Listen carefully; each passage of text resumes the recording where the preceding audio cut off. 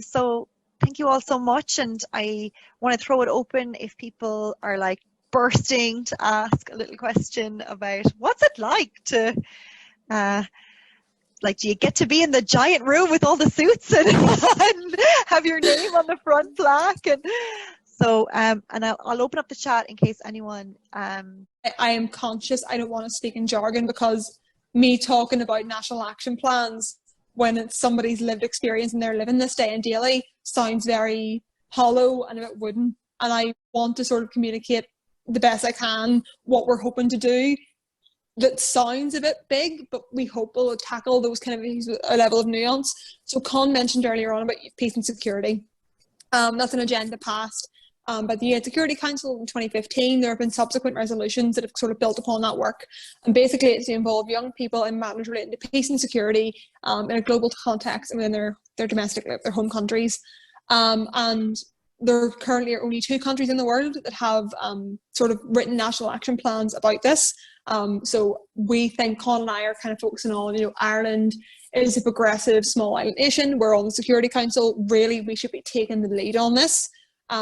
We've seen the kind of power of grassroots movements and progressive movements here in very recent years with repeal, with marriage equality, and the best example I've seen of late is the sexual abuse of sexual images, the campaign work, EBSI.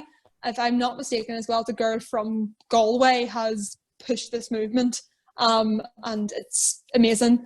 And what Con and I want to do is youth, peace and security. Security doesn't just mean borders and defence and army. Security relates to economic security, educational security, social security, and that goes beyond, money. That's about how we create an equal and just society that people are able to exist with a level of equality and security together.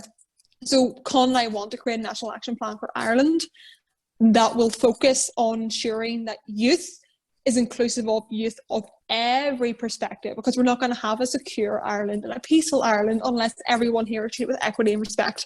So I know that sounds very big and woolly, but Con and I want to kind of draft up an idea for this national action plan, and that is where we keep saying about we want to hear as many voices as possible, because the document that we create here is something we're going to advocate for to be, legislated for on an all-Ireland basis. And we want to ensure that what we define as security in an Irish context is inclusive of the experiences of LGBTQ people, migrant people, women, trans people. We want to make sure that it covers all those bases.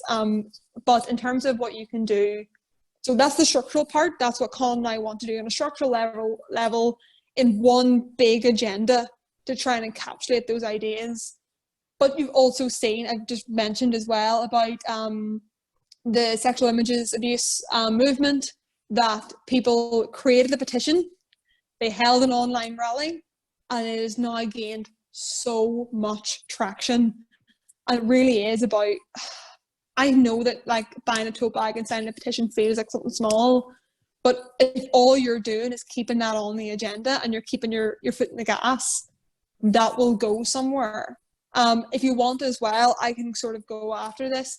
If you want to make contact with me, I can go and try and see, is there any way we can link up together to try and shape this further into the work that Con and I do. I'm very conscious of the role that we have. I'm very conscious of the kind of work we should be carrying.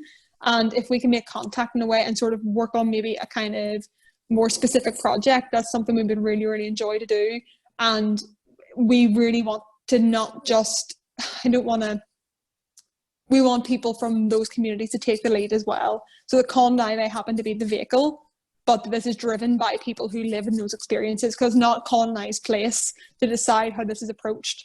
We are there to be able to facilitate it being dealt with, but that idea needs to be shaped by the people who are living in those experiences. I'm aware this sounds very big and not precise enough, but the most I can stress is keep signing those petitions, keep buying those tote bags, attend the online demonstrations, and make contact with your local TD, make contact with us, and link into local organisations. And again, we're more than happy to facilitate communication with other organisations.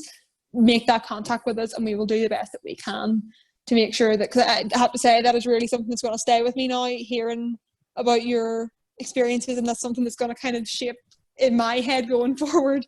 So please do work with us to kind of see what we can do to best represent that. Thank you, Tara Grace. And you can pass on to Kong our thanks as well. I think the pair of you have just demonstrated your generosity of thought and openness and your methodology in terms of communities first and people being empowered within their own context, but also noting that with the avenue you have, you are going to be the voice that we need. So I'm thrilled to have got to meet you and so Thanks. excited for what is in store for you and for Ireland as a result. And I know Cliona and Anna is going to give you a little clap as well. Anna had already done her reaction. Fair play to you. And thank you so much for this evening. We are really going to look forward to sending this out to